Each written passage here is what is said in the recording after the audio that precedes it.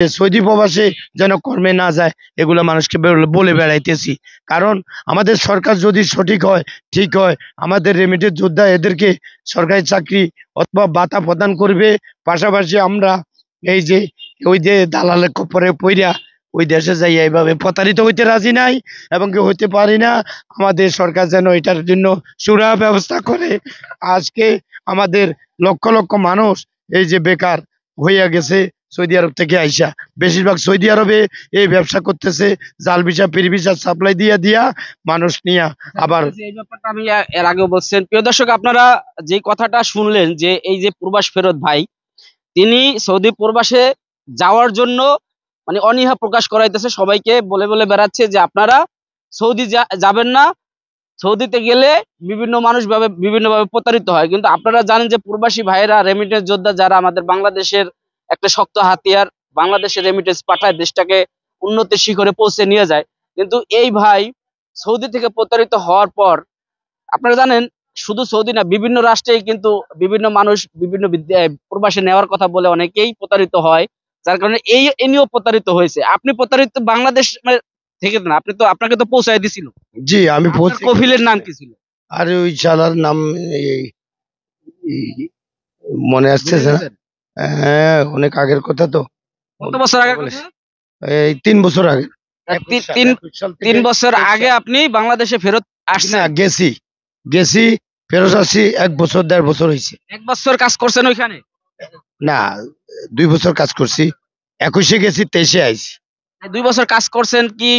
আপনি তো বাইরে গেছি, এরা কফিল ভালো না দেখে আমরা বাইরে চলে গেছি। তখন আমাদেরকে পুলিশে দৈরা দৈরা পাঠাই দিতেছে। পাশাপাশি যারা ভালো ভিসা আছে তাদেরকেও ধরে পাঠাই দিতেছে। কথা ভাষা জানে না, গেছে নতুন তো 3 মাসের আকামা বানায়। আকামাটা আসলে 3 মাস যাওয়ার আগেই তারা ক্যান্সেল করিয়ে লায়, অর্থাৎ আর বানাই দেয় না। আর পুলিশে দৈরাও এটারে বাইঙ্গা তারা প্রমোশন বাড়ায় আর মানুষকে ধরে ধরে পাঠায়। আর এমনি দালালেরা বিশাল ব্যবসা করে। আর এখন বাংলাদেশে আমি কিছু কথা বলতে চাই বাংলাদেশের মানুষকে, যে আমরা পদ্মায় থাকুন, পদ্মায় চলুন, দেশকে ভালোবাসুন, ঘরের বাইরে মাস্ক পরুন, ওড়না পরুন, হাঁটুর নিচে কাপড় পরুন এবং টি শার্ট গেঞ্জি গায়ে দিয়া বাংলার বুকে মহিলারা চলতে পারবে না, সাবধান। এবং বলতেছি, সামনে আমাদের রমজান আসতেছে, আমরা রমজানের পবিত্রতা রক্ষা করি, দিনের বেলা পানাহার বন্ধ করি। পাশাপাশি মহিলাদেরকে সোচ্চার হওয়ার জন্য, পদ্মায় থাকার জন্য দেশকে ভালোবাসুন এবং মুসলিম দেশকে সম্মান করুন, ঘরের বাইরে ওড়না পরুন। এই ওড়না ছাড়া চলাফেরা করতেছে। বুঝলাম, আপনি তো অনেক এই যে মাস্ক বিক্রি করতেছেন, আপনি বললেন যে প্রবাসে যাওয়ার পর টাকা পাঠাইতে পারেন নাই, যে যার কারণে আপনার ওয়াইফ মারা গেছে, সেই ঘটনাটা একটু বলুন তো। আসলে আমি ওই প্রবাসী লোন নিছি তো, এখন আমি তো কর্ম করি, বেতন পাইতেছি না, কফিলও দিচ্ছে না, তো আমি পাঠাইতে পারি না। আবার দেখা গেছে আমি পাঠাবো, এই জন্য বাগি গেছে, সেখানেও কর্ম করি, আমি পাঠাতে পারতেছি না। দেনা আলারা এদিক দিয়া চাপের চেষ্টায় এখনো আমি প্রবাসী লোনের জন্য বাড়ি ফেরত যাচ্ছি না। কারণ ওরা আমাকে সরকারিভাবে মামলা মোকদ্দমা দেখাইতেছে। আমি এই জন্য ঢাকার প্রবাসী ঘুরতেছি, মাছ ধরতেছি, চলতেছি। আমি চাই ছেলে মেয়ে লাইন হোক এবং কি আমি প্রবাসী লোন দেওয়ার মতো ক্ষমতা হইলে আমি দেশে যাব।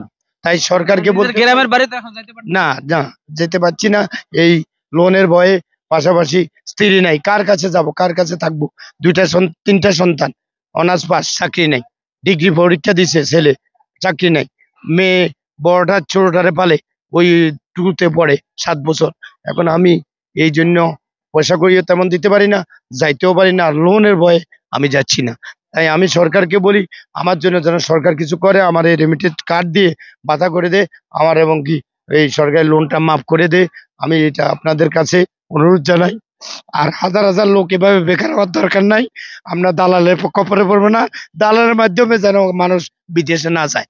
ট্রাভেল এজেন্সি যেন এত টাকা পয়সা না নিয়ে, কম নিয়ে সরকারি রেট দিয়া আমাদেরকে, আজকে আমরা পাসপোর্টে হয়রানি হচ্ছি, এই কার্ডে হয়রানি হচ্ছি, ভোটার আইডি কার্ড বানাইতে আমরা হয়রান হচ্ছি। আমার নাই, আমি রেমিডি যোদ্ধা, আইডি কার্ড বানাইতে পারতেছি না, একটা সিম কিনতে পারতেছি না, বিকাশ করতে পারতেছি না, এই অরিজিনাল আইডি কার্ড চাইতেছে এবং আমি করতে পারতেছি না। যাই হোক, অনেক কথা শুনলাম। প্রিয় দর্শক, আপনারা যারা শুনছেন এই ভাইয়ের কথা, আসলে আমি কখনো প্রবাসে যাই না, আমি সৌদিও যাই না, যেহেতু বুঝতে পারতেছি না।